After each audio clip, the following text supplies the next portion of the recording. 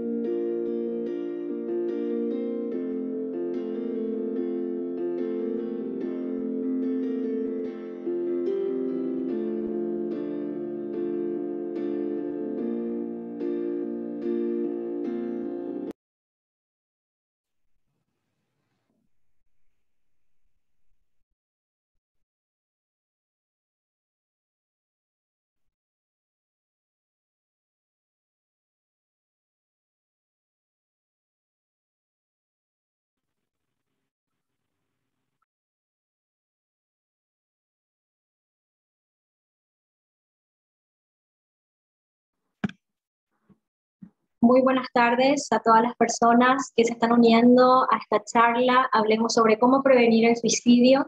Estamos propiciando un espacio alternativo de formación construido por Amnistía Internacional Paraguay. Antes de arrancar, me gustaría consultarles si es que me escuchan bien, si es que me pueden dejar un mensajito en el chat. Sí, buenísimo.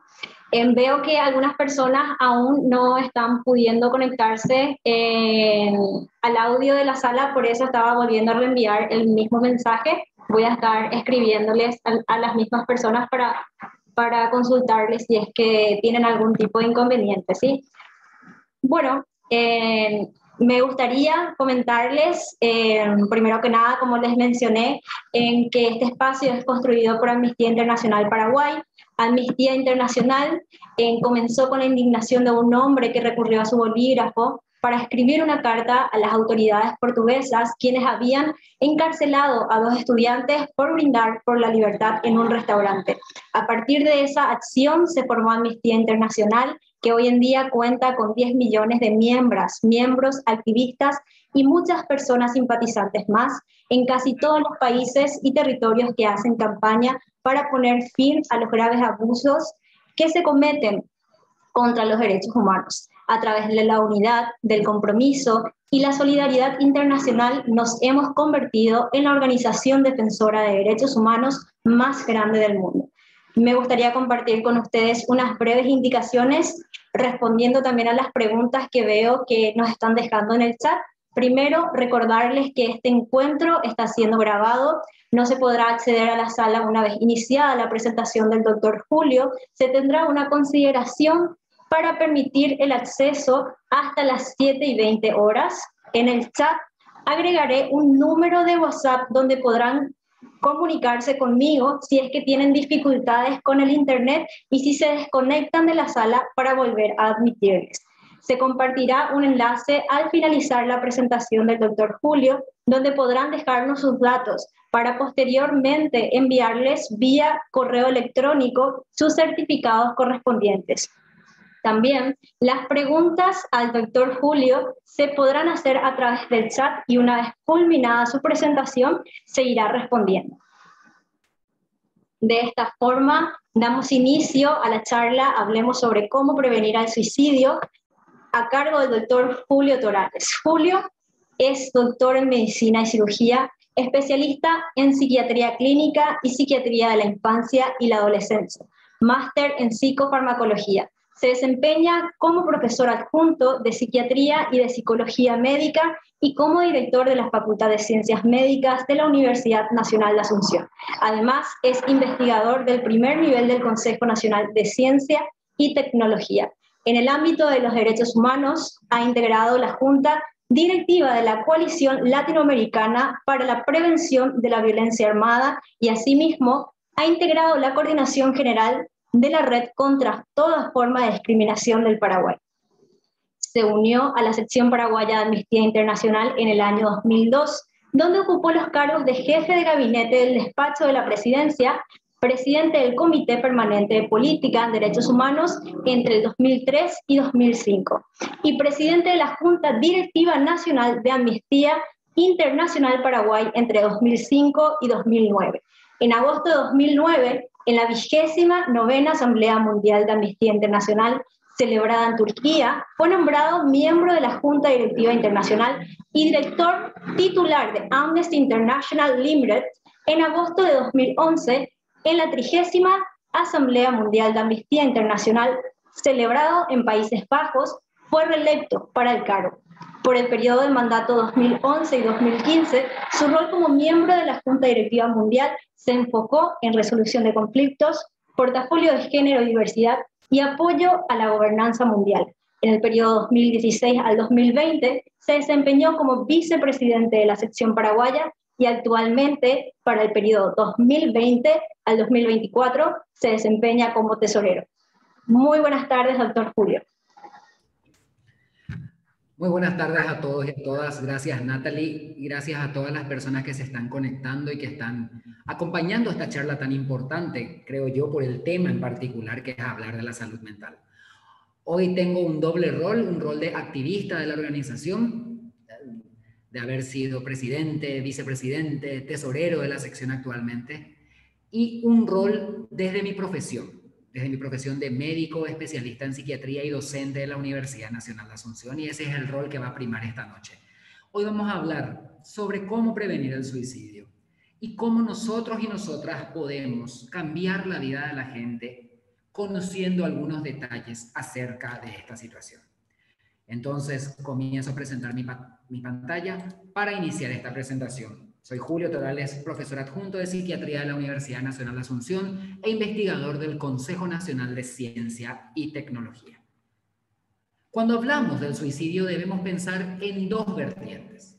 Una vertiente de una aproximación integral, es decir, desde la sociedad toda, y una vertiente de aproximación personal, lo que podemos hacer con aquellas personas que están sufriendo.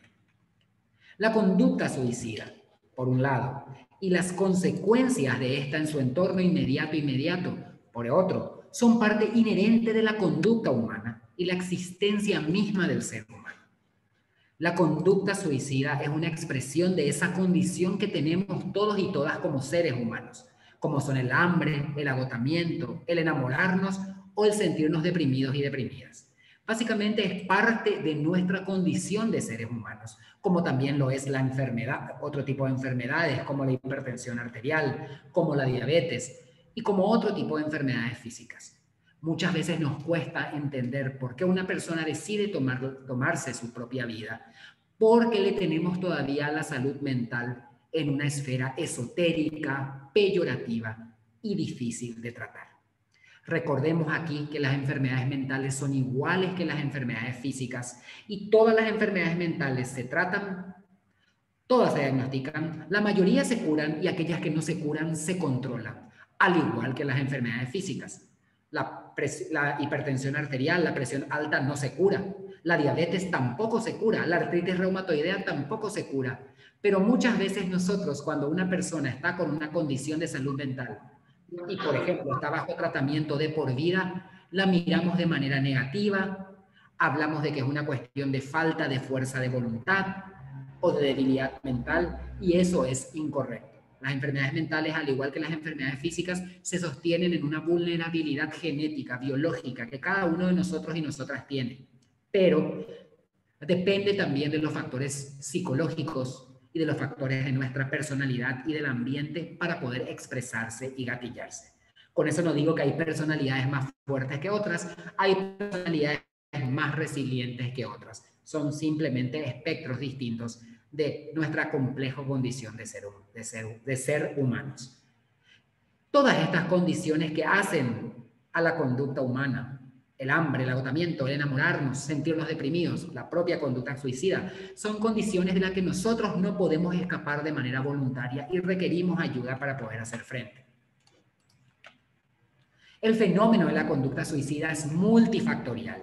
Depende mucho de las condiciones locales y regionales en las cuales estamos inmersas las personas.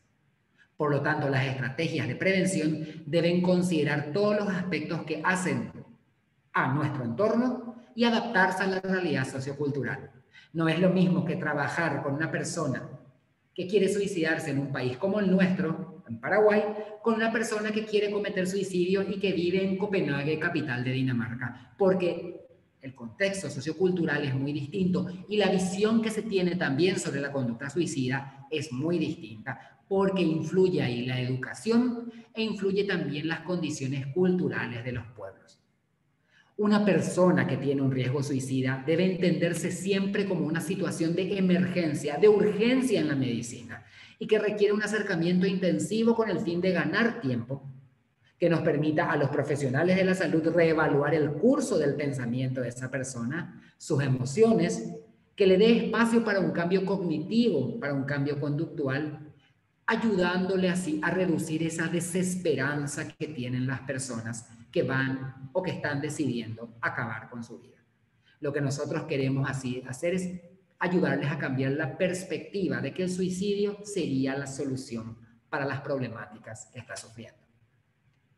El enfoque preventivo cuando trabajamos sobre las personas que quieren suicidarse, se basa en un enfoque sobre un continuum, no sobre un acto en sí. Porque nosotros, quienes ejercemos la medicina en psiquiatría específicamente, o quienes ejercen la psicología desde el punto de vista de una ciencia social aplicada a la salud como es la psicología, podemos intervenir en las personas que tienen ganas de matarse, porque hay que hablarlo bien, hay que hablarlo rápido y pronto y no tener miedo. Rompamos luego el primer tabú de decir las cosas como son. Vos tenés ganas de matarte, tenés ganas de acabar con tu vida. Con eso no le vamos a implantar la idea a nadie. Si la idea está, ya estaba luego. Y si no estaba la idea, no le va a hacer mal hablar de eso. Nosotros, cuando intervenimos, tenemos que intervenir en uno de estos momentos, en algún momento de este espectro, de este continuum de la conducta suicida. A la izquierda de sus pantallas van a ver cuando una persona recién tiene ideas suicidas, donde hay pensamientos, planes o deseos persistentes de cometer suicidio. Lo ideal sería que ahí podamos intervenir ya, antes que se produzca lo que está en el medio de sus pantallas, el intento suicida, donde ya se produjo un acto autolesivo que tuvo una intención de acabarla con la vida de la persona, o de lo contrario, se produjo un acto no mortal, pero que sí generó una autolesión como un mecanismo para deshacerse de un dolor psicológico. Hay una frase que me gusta mucho que el profesor Fabazza usa, que cuando nos autolesionamos estamos utilizando de la paradoja del dolor que alivia el dolor. Porque muchas veces utilizar el dolor físico, autolesionarnos, cortarnos, golpearnos, es mucho más llevadero para las personas que aguantar el dolor psicológico que muchas veces es intolerable para mucha gente. Entonces ahí tenemos la paradoja del dolor físico que alivia un dolor, el dolor psicológico. Pero lo que tenemos que evitar cuando llegamos con estrategias de prevención al suicidio es intentar actuar cuando ya se produjo lo que está a la derecha de sus pantallas, el suicidio, una muerte ya ocasionada por la propia persona y por una lesión autoinfligida informada como intencional, donde la persona resolvió quitarse la vida. Es decir, nosotros tenemos dos momentos claves para poder intervenir. A nivel de las ideaciones suicidas, cuando las personas se sienten mal o cuando se produjo un intento suicida. Cuando se produjo ya el suicidio consumado, obviamente ya no podemos hacer nada. De ahí que estas campañas de prevención del suicidio se basan en lo que está hacia la izquierda de sus pantallas o lo que está en el medio, la ideación o el intento. Y sobre eso tenemos que trabajar. ¿Cuáles son los objetivos que podemos tener todos y todas? Seamos nosotros profesionales de la salud, como personas de la población general que tienen un amigo, un ser querido, una amiga, un familiar, o que ellos mismos se sienten mal actualmente con esta pandemia, con esta cuarentena, con esta incertidumbre, con esta violación sistemática de derechos humanos que vivimos principalmente en los países de América Latina, del África subsahariana y del sudeste asiático. Primero, evitar en la medida de lo posible la aparición de la desesperanza, porque donde no hay esperanza aparecen los deseos de morir y las ideas suicidas. Evitar que esas ideas suicidas se concreten en conductas suicidas, porque muchas veces lo que era antes una idea se transformó en conducta y esa conducta se puede transformar finalmente en un acto consumado. Tenemos que tratar de intervenir cuando la idea apareció. Reducir la aparición de crisis suicidas, porque lastimosamente una persona que tuvo un intento de suicidio, lo más probable es que vuelva a repetirlo en algún momento de su ciclo vital y tenemos que estar preparados para enfrentarnos a eso nuevamente. Reducir aquellos factores de riesgo asociados a la conducta suicida, por ejemplo, un trastorno mental. Está demostrado que el 90% de las personas que cometió suicidio tenía en ese momento un trastorno mental que no estaba siendo tratado. Depresión, ansiedad, trastorno de la personalidad, trastorno bipolar, esquizofrenia o algún otro de los trastornos mentales de los que nos ocupamos los psiquiatras y los psicólogos. Es decir, la importancia de la consulta a tiempo y del tratamiento oportuno. Tratar adecuadamente justamente estos trastornos psiquiátricos y las crisis psicosociales que desencadenan esos trastornos es también prioritario, porque todo esto nos va a permitir ganar tiempo para ayudar a la persona a que revalúe o se revalúe cognitivamente bajo una oferta terapéutica buena y que pueda construir esa esperanza que se perdió. Cuando hablamos de la prevención del suicidio, hay algunos principios básicos a la hora de prevenir el suicidio. Primero, promover una cultura antisuicida y eliminar la visión negativa de la suicidalidad. ¿Qué significa eliminar la visión negativa de la suicidalidad? Yo vi que esta charla fue promocionada en el Facebook de Amnistía Paraguay y decía, hablemos sobre cómo prevenir el suicidio, y una persona comentó, la forma de prevenir es tenerle a Dios en la vida, porque el suicidio es la falta de Dios. Ustedes no saben el daño tremendo que le hacen a una persona al decirle que lo que le falta es Dios o una deidad en su vida, principalmente para un creyente. La religión es un factor protector para aquellas personas creyentes. Entonces, si yo soy creyente y estoy pasando por ideas suicidas y encima lo que me dicen es que me falta otra vez mi Dios a mí, por eso yo estoy con ideas suicidas, no saben el daño y la mayor desesperanza que me causa. Y si yo no soy creyente, el hecho que me digan que me falta Dios no me sirve de nada. Por lo tanto, eliminemos ese tipo de comentarios a la hora de hablarle a una persona que está con ideación suicida. Porque eso no le decimos nosotros a una persona con diabetes o con hipertensión arterial o con neumonía o con artritis reumatoide o con espondilitis anquilosante primaria. A vos lo que te falta es Dios, por eso tenés neumonía. A vos lo que te falta es Dios, por eso lo que tenés es hipertensión arterial. No, nunca le decimos eso. Pero cuando una persona tiene una enfermedad mental, sí queremos meter a la religión en donde no le compete. Insisto, para las personas creyentes, la religión es un factor protector. Por lo tanto, no tenemos que usar de manera negativa la religión porque le vamos a hacer más daño todavía. Imagínense, yo soy luego creyente, me siento mal porque tengo ideas suicidas y viene alguien a decirme que lo que me falta es Dios. Mi desesperanza va a aumentar. Y si yo no soy creyente, el hecho que me digan que me falta Dios no va a influir en que yo me sienta mejor. Por lo tanto, cuando hablamos de la enfermedad mental, dejemos de usarla de manera peyorativa. La enfermedad mental no es falta de Dios o falta de fuerza de voluntad o falta de Buda o falta de una deidad determinada o debilidad mental. Es una enfermedad, así como existen las enfermedades físicas. A la persona con diabetes no le decimos nosotros ánimo, fuerza de voluntad y su azúcar se regula en sangre. ¿Verdad que no hacemos eso? Pero a las personas con ansiedad, a las personas con depresión, a las personas con trastorno bipolar, sí le queremos meter que todo tiene que ver con la fuerza de voluntad. Y eso es mentira.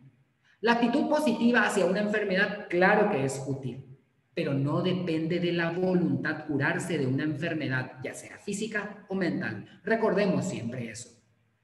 Tenemos que ayudarle a los gobernantes a diseñar políticas que limiten la disponibilidad de métodos de suicidio. Por ejemplo, el control de armas de fuego. En Paraguay no tenemos esa problemática tan grande, pero en países del primer mundo, entre comillas, como Estados Unidos de América, gracias a su primera enmienda, hay un acceso tremendo a armas de fuego. Sabemos que las armas de fuego en el hogar, esa es una campaña de Amnistía Internacional que me tocó lanzar a mí en su momento, primero como activista y luego como presidente. Las armas de fuego en casa aumentan casi en 7 el riesgo de suicidio y casi en 14 la probabilidad de ser usada contra un miembro de la familia. Limitar entonces la disponibilidad de métodos de suicidio. Que, por ejemplo, una persona que va a la farmacia en Paraguay a comprar 40 comprimidos de paracetamol, que la farmacéutica entienda por qué está llevando tanta cantidad de medicación, que pueda decir algo realmente y prevenir, que se haga la pregunta, no es normal que una persona esté llevando tanta medicación. Porque, por ejemplo, los analgésicos en Paraguay son de venta libre y no hay droga inocua. Todo lo que pueda superar una dosis determinada puede ser mortal. Regular la información de los casos de suicidio por parte de los medios de comunicación. Vamos a hablar hacia el final de esta charla, sobre el contagio del suicidio cuando los medios de comunicación se equivocan al informar de esto. Y establecer, por ejemplo, normativas de construcción. Es decir, los ingenieros y las ingenieras, arquitectos y arquitectas tienen algo que decir también para poder limitar el acceso a personas con ideación suicida a edificios de altura, al puente Remanso, que hasta hace pocos años uno podía cruzarlo caminando, etc. Entonces, todas las personas y todas las profesiones tienen algo que decir a la hora de ayudar en la prevención del suicidio. Perfeccionar también el conocimiento del personal de salud acerca del suicidio no puede depender de la disponibilidad de un psicólogo en el hospital o de un psiquiatra. Y en el caso de los psiquiatras, mucho peor aún. Para las personas que no conocen, en Paraguay hay 1.6 médicos psiquiatras por cada 100.000 habitantes. Es decir, somos básicamente 106 psiquiatras más, 100 psiquiatras más o menos en Paraguay, y de los cuales solamente 12 somos también médicos psiquiatras infantos juveniles. Y de esos 12, 5 más o menos fuimos obligados a hacer psiquiatría infantil. Yo cuando era estudiante de medicina quería alejarme de los niños, niñas y adolescentes, y finalmente, en donde trabajo ahora, soy psiquiatra infanto-juvenil, ¿verdad? Pero bueno, somos muy pocos. Entonces, todo profesional de la salud tiene que estar formado para atender un caso de suicidio y para poder dar los primeros auxilios psicológicos necesarios en su momento. Promover estrategias tendientes a desestigmatizar a la enfermedad psiquiátrica, a la conducta suicida, al sufrimiento y a la discapacidad en general. Y desarrollar estrategias educativas de psicoeducación. Es decir, así como hablamos de la necesidad de la educación sexual integral en los colegios, también podemos hablar de la necesidad de salud mental y de educación en salud mental en los colegios. Algo muy importante es la desestigmatización, perder el estigma y el miedo a la consulta con un profesional de la salud mental. ¿Y cómo tenemos que hacer eso? Dejando de usar de manera peyorativa a la enfermedad mental. Y les voy a dar un ejemplo, y me disculpan, por favor, porque adrede voy a ser misógino y adrede voy a ser peyorativo. Cuando nos enojamos con alguien, o cuando mucha gente se enoja con alguien acá en Paraguay, generalmente del sexo femenino, ¿qué se dice? Déjale, esa es una loca. Así decimos. No decimos, déjala la diabética, no te metas con la hipertensa, cuidado con la neumónica, cuidado con la artrítica. No, siempre decimos, déjale a la loca. Utilizamos a la enfermedad mental de manera peyorativa y no a la enfermedad física. Y con ese lenguaje que estamos utilizando, hacemos que menos personas quieran ir a consultar con un profesional de la salud mental. Nuestro lenguaje es capaz de producir heridas, voy a decir al final esto, y también de remediar esas heridas. Entonces aprendamos a hablar. Una forma de prevenir el suicidio es a través de campañas de educación pública, mejorando el reconocimiento del riesgo de suicidio, la búsqueda de ayuda, de causas y de factores de riesgo, reducir ese estigma que hay sobre el suicidio y sobre las enfermedades mentales, desafiar la aceptación del suicidio como algo inevitable, no se puede evitar, o como una solución apropiada a los problemas de la vida. Pero ojo, hay personas que a pesar de todo el esfuerzo que hayamos hecho, la mejor terapia médica, la mejor terapia psicológica, el mejor grupo de apoyo, igual van a suicidarse. Evitemos también responsabilizar al resto por una decisión tomada por otra persona. Insisto nuevamente, cuando una persona que tiene diabetes se descompensa, hace lo que en medicina llamamos cetoacidosis diabética o coma hiperosmolar no cetósico, y termina generándose la muerte de esa persona. No le culpamos al endocrinólogo. Pero generalmente cuando una persona comete un suicidio siempre queremos encontrar un culpable en el psicólogo o en el psiquiatra.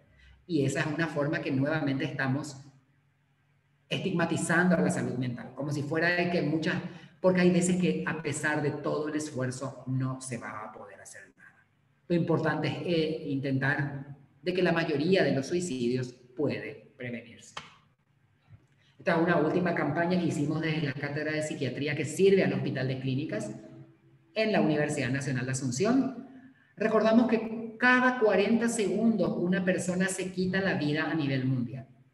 Hay un suicidio. Imagínense que esta charla empezó a las 19 y son ahora las 19:24. Calculen cuántas personas a nivel del mundo se han quitado la vida ahora por causas prevenibles, es decir, por una enfermedad que es prevenible como lo es el suicidio. Y en Paraguay tenemos aproximadamente 1 a 2 suicidios por día, pero esas cifras hay que tomarlas con pinzas. ¿Por qué? Porque hay un importante subregistro todavía en el país. Entonces, imagínense la cantidad de personas que están teniendo actualmente esta ideación. Entonces, nosotros lanzamos esta campaña, 1 minuto para prevenir, 40 por 60. Si invertimos 1 minuto de nuestro tiempo para preguntarle a nuestros seres queridos, a nuestros amigos y amigas, a nuestra familia, ¿cómo te sentís? ¿Te veo mal? ¿Te veo cabizbajo? ¿Te veo cabizbaja?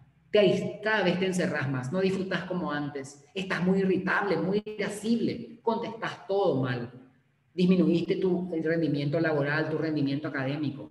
Si invertimos 1 minuto de nuestro tiempo, la persona va a poder abrirse con nosotros y va a poder acercarse y vamos a poder ayudarle mucho porque le vamos a decir, te acompaño a la consulta, vamos a consultar. Ese es el mejor regalo de amor que podemos hacer a una persona que nosotros amamos. El mejor regalo de amor. Invertir por lo menos 60 segundos de nuestro tiempo al día en aquellos que queremos para preguntarles cómo están.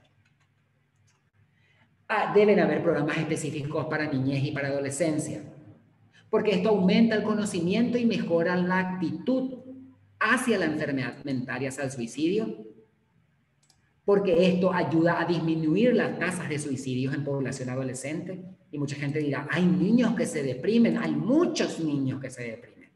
El 20% de los niños y las niñas a nivel mundial les estoy diciendo.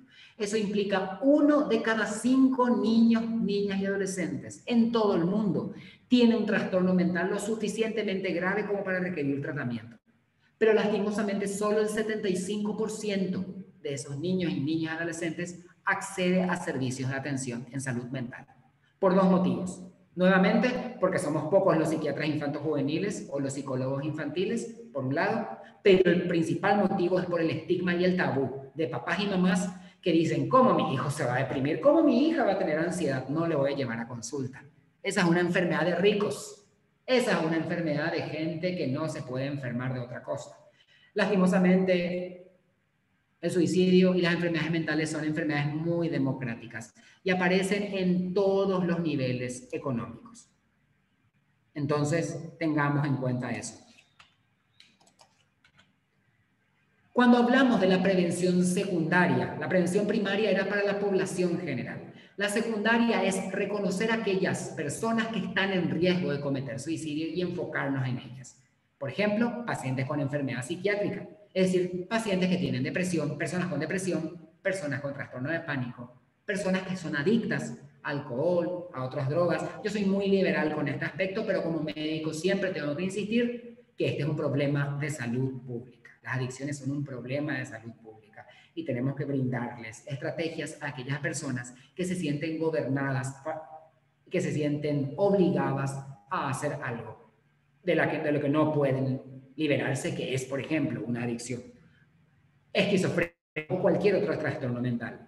Supervisar también a aquellas personas con una enfermedad física crónica que no tiene solución o que no tiene cura, personas con cáncer terminal, con enfermedad renal crónica en lista de trasplantes y donde no hay posibilidades de trasplante, en muchas personas que conviven con el VIH-Sida, es decir, con enfermedades que todavía para la ciencia no tienen cura. Ayudarles a decir que existe calidad de vida y que existe tratamiento y que, por ejemplo, en el caso del VIH-Sida, indetectable es intransmisible, es decir, que existe un tratamiento actualmente que se puede tener una vida larga, plena y feliz. Es decir, ayudarle a aquellas personas que están también con enfermedades físicas que se consideran crónicas. Personas que se están enfrentando a etapas vitales de riesgo, la tercera edad, las personas que se jubilan, las personas que han quedado huérfanas durante esta pandemia, las personas que han quedado solas o que han perdido todo. Son personas en una situación de vulnerabilidad sobre la cual tenemos que hacer prevención secundaria. Y también la pérdida laboral, la separación, el divorcio, personas que viven en asilos, personas que viven en ambientes con mucha o alta criminalidad y también personas que han sobrevivido a un accidente. Por ejemplo, hace años atrás, en el 2001, la tragedia de Licuabolaños dejó a muchas personas con depresión, con ansiedad y con mucha ideación suicida. Personas que estuvieron en contacto con la tragedia, así como personas que fueron testigos de esta tragedia, policías, enfermeros, militares, personal médico que se fue a asistir también. Es decir, pensar en aquellas situaciones vitales que nos enfrentaron a tragedias. ¿Qué es lo que tenemos que hacer? Establecer call centers, pero call centers verdaderos que estén disponibles las 24 horas, con personal capacitado para que pueda atender crisis vitales. El único call center que actualmente sigue en funcionamiento es el del Hospital de Clínicas. de la Universidad Nacional de Asunción, y acá yo me saco el sombrero, yo soy el jefe de cátedra, entonces yo siempre llevo los palmarés, los laureles y los aplausos, pero son los médicos y las médicas residentes de psiquiatría los que atienden el teléfono las 24 horas. Y recuerden que muchas veces se dice vocación, vocación, vocación, pero somos seres humanos que nos cansamos, que tenemos miedo, que tenemos hambre, que nos enfermamos. Entonces, realmente también chapó para estos colegas míos que me están escuchando hoy y que están atendiendo ese teléfono las 24 horas, los 7 días a la semana. Muchas veces no se le atiende a todo el mundo, muchas veces está ocupado, muchas veces está apagado, pero es porque somos pocos para tanta demanda. Tenemos que seguir perfeccionando a médicas y médicos generales, a internistas, no solamente a psiquiatras y a psicólogos, es decir, a todos los profesionales de la salud para que puedan brindar atención a estas personas. Tenemos que trabajar con sacerdotes, pastores, con religiosos en general, con educadores, con policías, con farmacéuticos, con jefes de etnias en el caso de pueblos originarios. Personas que tienen mucha preponderancia, que son líderes y lideresas de opinión para que nos ayuden a hablar sobre la prevención del suicidio. Y principalmente aquí, entre todos estos que les mencioné, límites religiosos. Líderes religiosos, mejor dicho. ¿Por qué? Porque ya hemos tenido la mala experiencia, yo la he vivido, donde muchas veces sacerdotes o pastores de cualquier confesión religiosa, ya sea los monoteístas católicos o evangélicos, hasta los politeístas hindúes, le han dicho a pacientes míos de que no, que deje de tomar su medicación, no, esta pastilla no tomes más, no te vayas más al psicólogo, a vos lo que te falta es rezar más, y esa persona se ha suicidado. Eso está mal. Zapatero a sus zapatos. Yo no me meto en prédicas, así como espero que nadie se meta en la medicina. Yo no le pido a mis amigos ingenieros que atiendan pacientes, así como seguro que a mí no me van a pedir que yo construya una casa porque la casa se va a caer. Se va a caer. Entonces, no tiene que haber intrusismo profesional. No tenemos que permitir eso. Y mucho menos cuando es uno un líder de opinión, como lo es un líder religioso, un educador, un docente.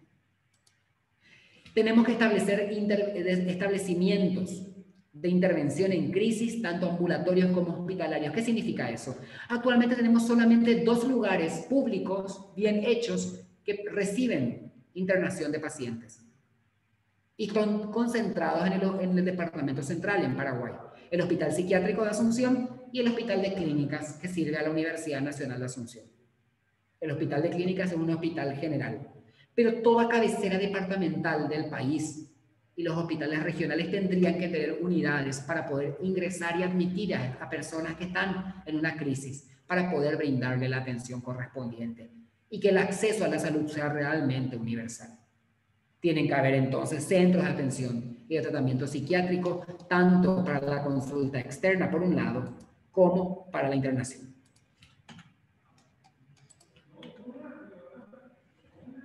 Acá quiero hacer una salvedad de que tenemos que centrarnos mucho en los profesionales de salud, de las APS, de las unidades de salud de la familia y de personas que no tienen el título de especialista en psiquiatría, por decirlo así. Porque está demostrado que la mayoría de los suicidios, o de las personas que se han suicidado, mejor dicho, tuvo contacto con un médico o con una médica dentro del mes previo a su muerte. Y a ese médico o a esa médica se le escaparon los síntomas, las señales de alerta, las señales de alarma. De ahí la necesidad de capacitar a todos los profesionales de la salud y que el hecho de que no haya un psiquiatra presente en mi hospital no impida que yo, médico, la especialidad que tenga, pueda atender a pacientes así. La falta de conocimientos o la falla de la detección contribuyen a la falta de tratamiento en un alto porcentaje de personas que se han suicidado. De ahí la necesidad de capacitar a todo el profesional de la salud. Siempre, siempre. Acompañar a todos. A todos los que trabajan en un hospital tienen que tener la capacidad de atender y de hacer los primeros auxilios a una persona con crisis suicida. Obviamente el tratamiento ya va a depender del médico psiquiatra, de la médica psiquiatra o del psicólogo, pero ese primer contacto tendría que poder hacerlo cualquier profesional de la salud. Y eso también tenemos que ayudar a que los líderes religiosos, los farmacéuticos, los guardiacárceles y las personas que trabajan en prisiones, los docentes de todos los niveles y personal de instituciones muy jerárquicas y muy difíciles de trabajar, como la policía y las Fuerzas Armadas de las naciones, estén capacitados para reconocer signos y síntomas y para que puedan ayudarnos a los profesionales de la salud. Tenemos que fomentar el desarrollo de ofertas terapéuticas. ¿Y qué significa eso? Voy a mostrarles enseguida. Ayudar a las personas a reconocer que existe un tratamiento para los trastornos mentales y también para el intento de suicidio. Ayudar también a establecer lugares para acoger a familiares de personas con riesgo y conducta suicida, porque muchas veces solamente pensamos en la persona que está atravesando la crisis y no pensamos también en la familia que está sufriendo a su lado. También tenemos que establecer programas para apoyar a aquellas personas que han perdido a un familiar. Es decir, cuando realmente una persona se suicidó y no pudimos hacer nada, tenemos que tener un sistema para poder ayudar a esas personas, a los deudos de esa persona, para que se sientan acogidos y puedan compartir con nosotros su duelo. Y siempre hay que trabajar de manera intersectorial para poder reconocer la problemática. Acá quiero insistir de que existen tratamientos basados en la evidencia, centrados en la persona y con enfoque de derechos para poder ayudar a las personas con un trastorno mental. El primero, la farmacoterapia. Debemos dejar de satanizar o demonizar a la medicación en psiquiatría. Lo dice alguien, yo soy máster en farmacología, mi día a día. Si ustedes se van a consultar conmigo en el hospital de clínicas, yo no hago psicoterapia, yo hago farmacoterapia. Pero la farmacoterapia usada, bien usada, basada en la evidencia, centrada en la persona y con enfoque de derechos, sirve y cura y ayuda a la gente a sentirse realmente bien. Más del 80% de las personas que se suicidaron estaban sin tratamiento farmacológico en el momento de su muerte. Entonces eso es grave. Y muchas veces es por el tabú y el miedo de que los fármacos en psiquiatría me van a dejar tonto, tonta, me van a dopar, me van a sedar. Si eso pasa, es por dos motivos. O porque la persona está tomando mal su medicación o porque el médico se equivocó a la hora de medicar. Pidamos una segunda opinión. Dejemos de tenerle miedo a la medicación, porque la medicación bien utilizada cambia la vida de las personas, realmente. Y aparte de la farmacoterapia, tenemos el otro pilar donde nos sostenemos, que es la psicoterapia, basada en la evidencia, centrada en la persona y con enfoque de derechos. Y aquellas psicoterapias que realmente funcionan. La psicoterapia cognitivo-conductual, la interpersonal, la sistémica, la de grupo, son las que tienen evidencia. Las que no les estoy mencionando ahora quieren decir que no tienen evidencia. Y no voy a decir cuáles porque vamos a entrar en problemas. Entonces vamos a hablar nomás las que sí tienen. La que tiene mayor evidencia empírica sostenida por ensayos clínicos. Porque en medicina decimos que algo funciona porque se hizo un ensayo clínico. Es la psicoterapia cognitivo-conductual. Entonces, a las personas se le ofrecen farmacoterapia o psicoterapia. Pero la mayoría de las veces le ofrecemos los dos, porque realmente se sostiene el tratamiento en ambos pilares. Existen tratamientos para los trastornos mentales y para el intento de suicidio. Y por último llegamos a la prevención terciaria. Es decir, a aquellas personas que ya cometieron suicidio alguna vez. Es decir, intento de suicidio, mejor dicho, ¿verdad? Lo que hacemos es ahí ya trabajar para evitar que se empeoren las enfermedades mentales que tenía de base. Tratamos la dependencia al alcohol que muchas veces observan estas personas o el abuso de otras drogas. Ayudamos a que no tengan acceso a medios letales y le ayudamos e insistimos con la psicoterapia y con la socioterapia para ayudar a las personas a reintegrarse a la sociedad y que se sientan útiles y construir de esa manera esperanza en ellos. Dejé de compartir la pantalla sin querer, voy a seguir acá. Me estaba entusiasmando, me parece. Esta es mi droga, a mí me gusta hablar. Las intervenciones siempre, cuando hablamos de una persona que intentó suicidarse, las intervenciones son más efectivas cuando existe un mecanismo de seguimiento. Es decir, toda persona que intentó suicidarse tiene que seguir un tratamiento a largo plazo y poder estar cercanos los profesionales de la salud para poder ayudarla a cumplir metas, para poder construir esperanza y principalmente para evitar que haya una recidiva en el suicidio. Y ahí hablamos del rol principal que tienen las personas que trabajan en los medios de comunicación, los comunicadores, las comunicadoras, periodistas.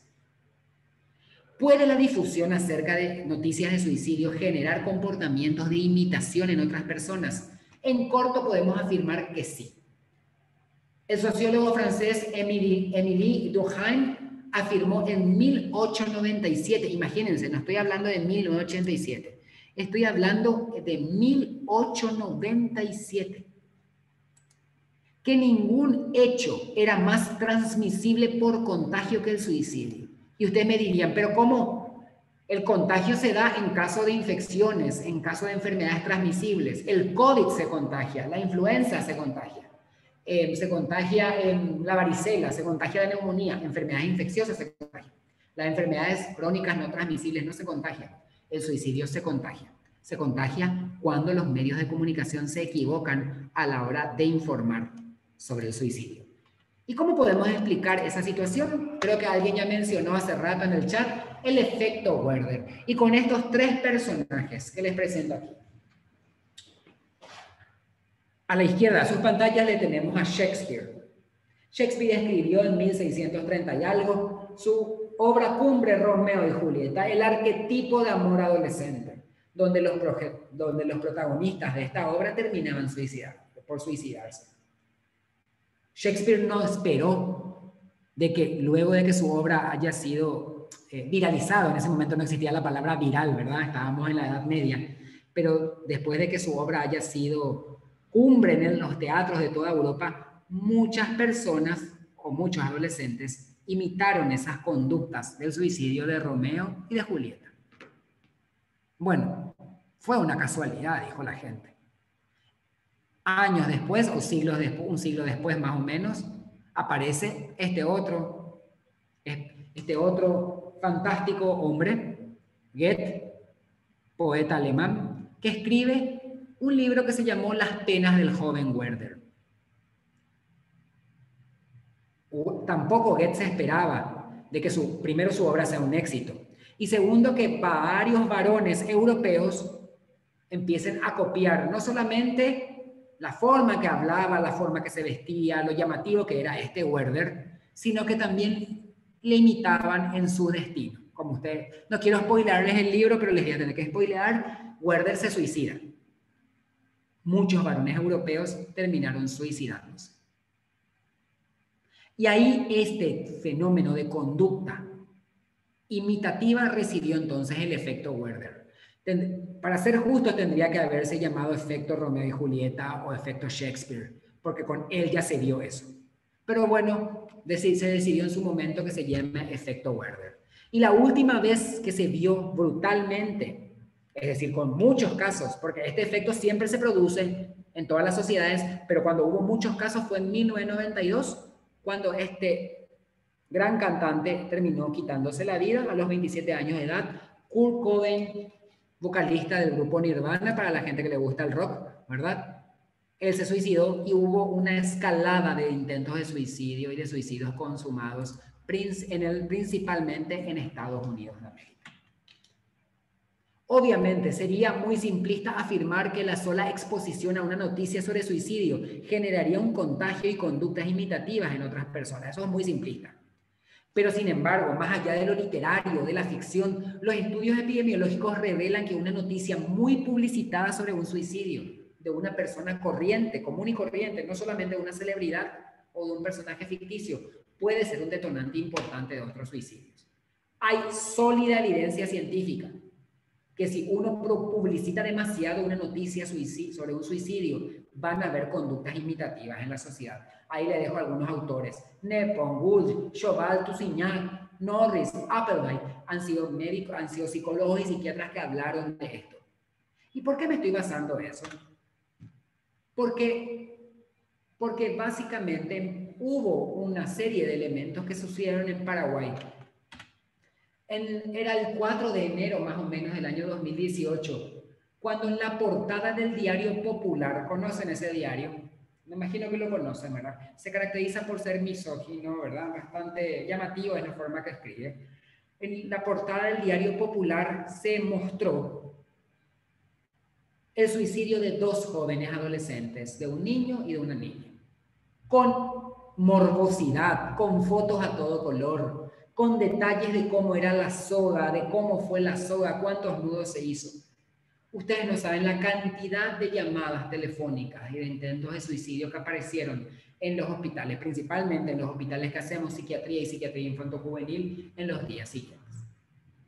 Lo grave, la prensa se puede transformar en ese momento en una gran problemática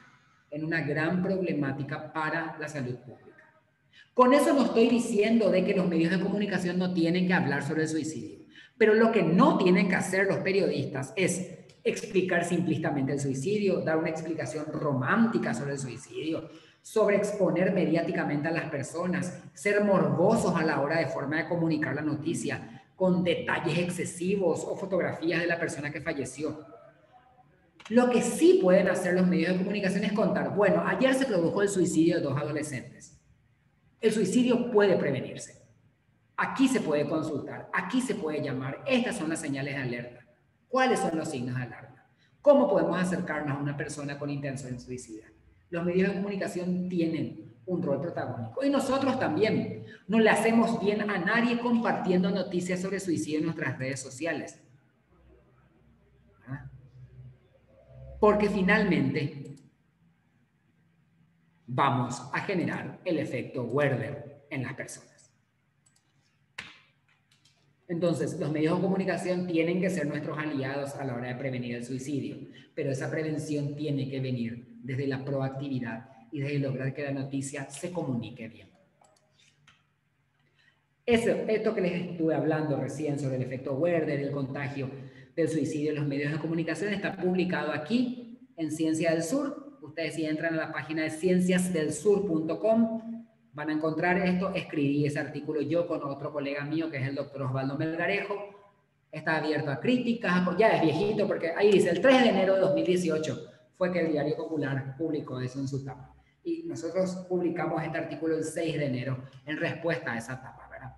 Recuerden que estamos abiertos a las críticas, a los comentarios, porque la ciencia que no se comparte no es ciencia. La ciencia que no admite debate no es ciencia, es religión o es anécdota, pero ciencia no es. Y luego de hacer este abordaje integral, hablemos del abordaje personal, de cómo nosotros podemos acercarnos a una persona con una conducta suicida. Y acá me toca muy profundamente esto porque en el año 2010, mi compañero de estudios, mi querido Dani, pediatra, médico pediatra, se suicidó, se quitó la vida. Y yo siempre digo, como buen médico, ¿verdad? Porque supo exactamente lo que tenía que hacer, ¿verdad? Primero, para que nosotros no podamos hacer nada. Y segundo, para evitarse el dolor, ¿verdad? Buen médico, sabe exactamente. Por eso la población de riesgo en suicidios también somos los médicos, porque sabemos exactamente lo que tenemos que hacer, ¿verdad? ¿Y por qué estoy contando algo tan íntimo mío con ustedes?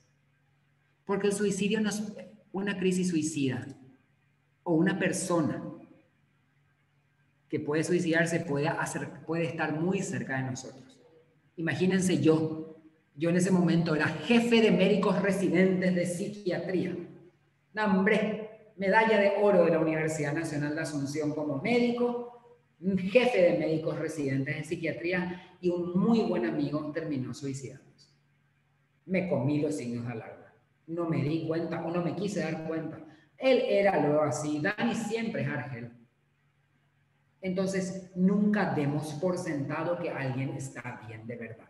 Preguntemos, hablemos con las personas, no nos quedemos callados. Preguntemos a nuestros seres queridos. Si algo nos llama la atención, digamos, preguntemos, hagamos eso. Y los dice alguien, miren, yo soy profesor de psiquiatría, jefe de cátedra actualmente. Mi compañero de estudio se suicidó. No me siento menos o peor psiquiatra por eso. Pero sí fue un estate quieto para recordar un poco de que siempre tenemos que estar pendientes de nuestros seres queridos y de las personas que nos rodean. Tenemos que reconocer algunos algunas señales. Estarían mejor sin mí. En esta casa estoy de más. La vida no vale la pena. Si esto sigue así me mato. Quisiera terminar con todo. Quisiera dormirme y no despertar. Frases que dicen las personas que muchas veces no le damos atención nosotros. O frases directas como voy a matarme, ¿verdad? Fulano bien hizo bien en matarse, la tenía clara este pibe. Frases que tenían que llamarnos la atención. Y señales no verbales también. Automutilaciones, que empieza a bajar su rendimiento académico, su rendimiento laboral, que se empieza a aislar socialmente, que empiece a regalar cosas que eran muy significativas para la persona, que deje de hacer algo que le gusta, jugar al fútbol, en el caso de la gente que le gusta el fútbol, bailar, cantar, que deje de hacer cosas que le gustaban. Aislamiento y abandono personal. Todas esas son señales que nos tienen que llamar la atención para poder nosotros hablar, para poder nosotros acercarnos y para poder intervenir a tiempo, sin necesidad de que seamos médicos, psiquiatras o psicólogos, sino para prestar ayuda. Y aquí quiero hacerles un llamado. Yo veo mucho, y acá si un estudiante mío está presente va a saber que yo siempre repito esta frase, pero no me gusta ver en el Twitter que se romantice a la muerte, porque la muerte no debe ser romantizada. Porque a veces veo que muchas veces la gente pone, ay, ya llévame Diosito, hoy es un buen día para morir, o que me harían un favor si me atropellan con un colectivo, frases como esas, que yo sé que muchas veces lo hacen para descargarse, para decir que están hartos de las situaciones del día a día, pero realmente a mí como psiquiatra me reconfunde, yo no sé quién necesita ayuda y quién no, nos hacen re mal, yo a mis estudiantes les tengo que escribir todo el día, ¿por qué escribiste esto? ¿Vos estás bien? ¿Vos estás bien? Y realmente están romantizando la muerte así. Tenemos que dejar de escribir así en las redes sociales. Está mal eso que estamos haciendo. Porque primero yo no me doy más cuenta quién realmente necesita ayuda. No, yo no me doy más cuenta quién necesita ayuda realmente. Y se transforman en el pastorcito o la pastorcita mentirosa, porque están diciendo cosas y realmente cuando necesitan ayuda yo ya no les voy a creer o no voy a acercarme a ellos. Yo no digo como médico, yo no como médico, sino cualquiera de nosotros. Si hay una persona que esté, ¿cómo se diría?, romantizando la muerte, tenemos que dejar de romantizar la muerte. Tenemos que dejar de romantizar la muerte. Insisto con eso. ¿Qué tenemos que hacer nosotros? Primero, hablar si estamos preocupados. Hablar con un amigo o familiar nuestro acerca de sus pensamientos, de sus sentimientos, de lo que esa persona siente. Y yo sé que eso puede ser extremadamente difícil para cualquier persona. Pero si vos no estás seguro de que alguien tiene estos sentimientos y pensamientos, la mejor manera de averiguarlo es preguntar. No vamos a hacerle a alguien que se quiera quitar la vida por preguntar. No tengamos miedo de ser directos. ¿Vos te querés matar? ¿Vos pensaste en sacarte la vida? ¿Estás bien? ¿Puedo ayudarte? De hecho, darle a la persona suicida la oportunidad de expresar sus sentimientos es luego de por sí terapéutico y le ayuda a aliviar esos sentimientos de soledad que existen. Responder rápidamente en una crisis. Si un amigo, un miembro de nuestra familia te dice que él o ella está pensando en la muerte o el suicidio, peligro inminente, ¿qué tenemos que hacer? Llevarle a consultar. Acá no hay vamos a escuchar música alegre, acá no hay vamos a irnos al campo, acá vamos a salir a bailar, no hay eso, es llevarle a consultar. El mejor acto de amor es acompañarle en la consulta y hacerle perder el miedo de una consulta con un especialista en salud mental. Esa es realmente una crisis y tenemos que ayudar. Y ahí me adelanto a cualquier pregunta que haya. ¿Hasta dónde uno se esfuerza?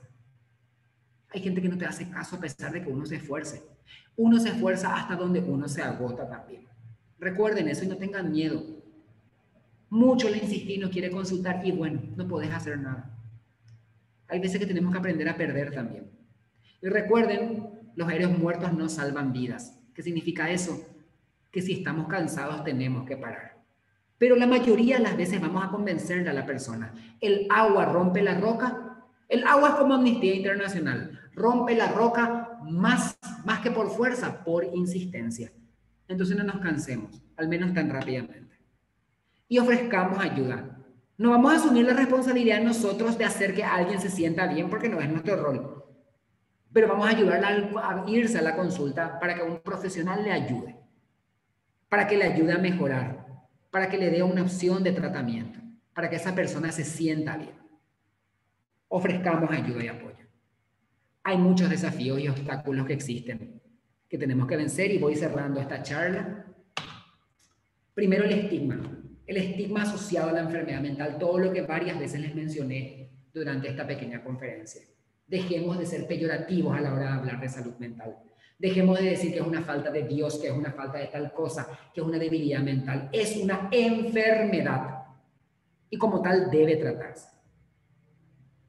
Rompamos con el tabú y ayudemos a las personas a que vayan a consultar. El suicidio es un problema complejo. No existe una sola causa ni una sola razón. La mayoría de los suicidios pueden prevenirse. Podemos nosotros hacer el cambio reconociendo a aquellas personas de riesgo y ayudándoles a ir a consulta. El mejor enfoque de prevención lo constituye un trabajo entre todos y todas. Entre nosotros que tenemos un ser querido que la está pasando mal, entre líderes comunitarios, entre profesionales de la salud, entre los medios de comunicación. De esa manera vamos a poder prevenir el suicidio. Lo que tenemos que hacer es hablar de salud mental, no cansarnos de seguir hablando, a fuerza de ser repetitivos. Recordar que la enfermedad mental es igual que la enfermedad física y requiere el mismo trato y la misma dignidad. No es una cuestión de fuerza de voluntad, insisto con eso. Y utilizar la palabra, porque nuestra palabra es mágica. Como dice un mago muy famoso que a mí me encanta, yo crecí con esta serie de libros en su momento, Albus Dumbledore en Harry Potter y las Reliquias de la Muerte. Las palabras son, en mi no tan humilde opinión, nuestra más inagotable fuente de magia, capaces de infligir daño, pero también de remediar daño. Entonces, hablemos y sepamos cuándo hablar. ¿Y cómo vamos a saber cuándo hablar? Cuando vamos a hablar tenemos que pensar si nuestras palabras son desinteresadas, si son necesarias y si son absolutamente desinteresadas, si son reales y si son necesarias. Si no se cumple con alguna de las tres premisas, es mejor callar. Hablemos, sigamos hablando. Porque lo que no decimos se nos acumula en el cuerpo, se convierte en insomnio, en nostalgia, en nudos en la garganta, en error, en duda, en tristeza. Lo que no decimos no se muere, lo que no decimos nos mata. Gracias por escucharme esta noche y estoy abierto para responder algunas preguntas. De antemano les digo que yo tengo otra charla en otro círculo dentro de un rato, entonces no voy a poder responder todas las que hay. Pero voy a tratar de agarrar la mayoría. Gracias por escucharme hoy. Muchas gracias, doctor Julio Torales. Les recordamos a las personas que estuve atenta al chat para poder compartirle al doctor Julio en las preguntas y las consultas que tienen. Así que en este momento les voy a compartir también el enlace al formulario donde pueden dejarnos sus datos y poder rellenarlo, por favor, para que posteriormente les enviemos sus correspondientes certificados. Creo que podríamos tener este momento, ya que el doctor Julio a continuación tendría en otra actividad, darle el espacio para que pueda responder a las preguntas y al finalizar ese momento voy a compartir el enlace en el chat.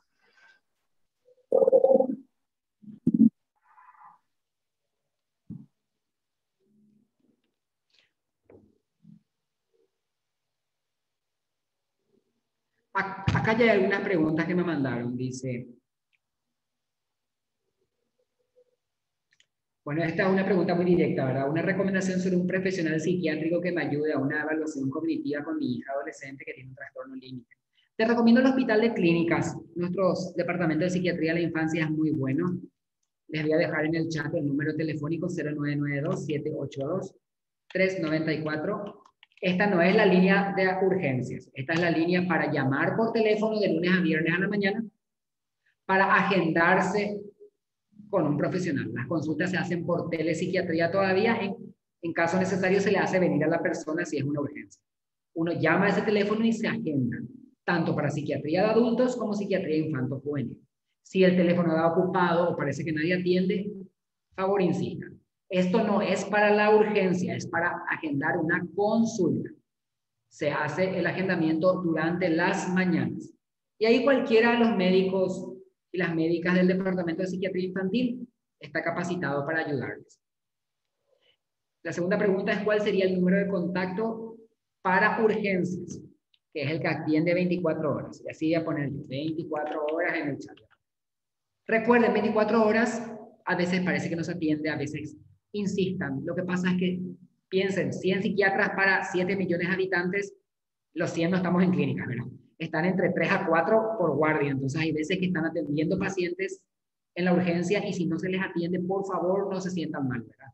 Yo entiendo que es difícil, pero somos muy, muy pocos. Estos hotlines tendrían que estar disponibles varios números y varias gente trabajando, pero lastimosamente no es así. 24 horas es, anoto acá, 0962 440 001. Ese es cuando tenemos una crisis vital, llamemos, ahí nos van a orientar si necesitamos agendarnos para la consulta o si ir a la urgencia en su momento.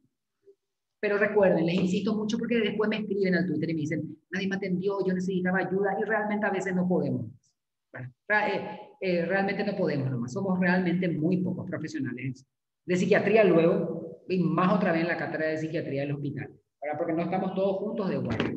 Entonces, es muy complejo, ¿verdad? Después me preguntaron, a ver un poco, recomendaciones para la familia luego de una crisis que crea un riesgo físico para la persona. Bueno, a las familias tenemos que ayudarles a educar, o sea, tenemos que psicoeducar, decirles que muchas veces puede haber un riesgo físico, tanto para la familia como para la persona que está pasando por un trastorno mental. Pero con tratamiento esos riesgos se minimizan. A la familia tenemos que ayudarle nosotros a entender que la persona no lo está haciendo porque es mala, por maldad, sino que es la enfermedad la que está hablando a través, en ese momento. La enfermedad es la que habla. Yo entiendo que la gente se cansa y las personas también se cansan. Y en el caso necesario, hospitalizar a la otra persona para darle un tiempo a la familia a que sane sus heridas y se recupere. El abordaje en psiquiatría y en psicología siempre tiene que incluir también a las familias, obviamente, y a los amigos para poder nosotros estar capacitados y saber lo que le está pasando a nuestro ser querido. Y después también preguntaron, ¿los profesionales pueden salir de los consultorios, realizar un abordaje sociocomunitario? Todos los abordajes son bienvenidos y cada uno tiene que poder aportar desde donde puede. Claro que sí. La medicina y la psicología y la psiquiatría deben abandonar los consultorios e ir a la calle, cerca de la gente. También. ¿Por qué digo también? Porque son todos enfoques complementarios. Lo que tenemos que evitar es la tiranía de que todos tenemos que saber hacer todo. Un buen equipo de trabajo como es el que yo tengo gente que sabe de psicología y psiquiatría comunitaria y van a la comunidad, así como gente que es ratón de laboratorio, ratón de sala de hospitalización, como soy yo, por ejemplo. Las dos vertientes son necesarias e importantes y tienen que complementarse. Lo que tenemos que evitar es la tiranía, porque muchas veces queremos caer a decir que solamente el abordaje comunitario le tiene en cuenta a la dignidad de las personas, o que que el abordaje médico hospitalario es malo de entrada, o que es bueno de entrada. No, son complementarios. Y cada uno de nosotros y de nosotras está capacitado para algo. Yo no soy bueno en abordaje comunitario porque no me formé en eso. Yo soy bueno en la urgencia del hospital, de la escuela biológica, hago farmacología. Y no por eso soy menos activista de derechos humanos, no estoy menos centrado en la persona. Así como aquellos colegas míos que tienen un enfoque comunitario, pues a ellos les ayudamos a que vayan a las plazas, que vayan a las comunidades y que intervengan en crisis de salud mental ahí para evitar que esas crisis lleguen al hospital innecesariamente. La salud mental tiene que colorear todos los niveles de la vida, de relación de los seres humanos. Pero todos estos enfoques deben complementarse más que excluirse entre sí, y no hay un enfoque que sea lo suficientemente bueno y que no tenga, como se diría, que no tenga defectos. Todos los enfoques tienen defectos. El comunitario, por ejemplo, es buenísimo para intervenir sobre la comunidad y prevenir la crisis, pero muchas veces no es lo suficientemente energético para soportar una crisis cuando la crisis es muy grande. El hospitalario, en cambio, es muy bueno para atajar esa crisis, pero es muy malo en la prevención de largo plazo. Entonces, los enfoques tienen que complementarse.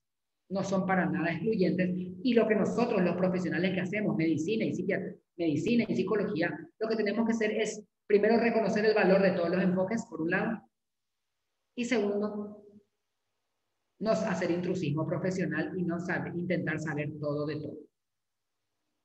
A ver si hay otra pregunta que hayan dejado por aquí. A ver un poco. Yo les digo que quiero evitar responder preguntas muy directas sobre signos y síntomas porque eso es tocar de oído, ¿verdad? Y no puedo hacer un diagnóstico médico así, ¿verdad? Yo entiendo que muchas veces se quiere aprovechar este tipo de charlas para mi hija tiene tal cosa o mi hijo tiene esto, pero realmente sería muy irresponsable de mi parte hacer un diagnóstico. Lo que sí puedo insistir es que vamos a la consulta, vayamos a la consulta, ¿verdad? Vayamos a la consulta. Creo que después ya hay muchas felicitaciones, gracias por eso, me hacen sentir muy bien, ¿verdad? Y ahí Carmen Rivarola dice, mi especialidad es intervención en crisis y mi consultorio es en la calle con la gente, fantástico. Ahí está un enfoque comunitario, social, a través de la intervención en crisis. Y ese enfoque tiene que trabajar en conjunto con el enfoque que nosotros, los que no sabemos de intervención comunitaria, hacemos en el día a día.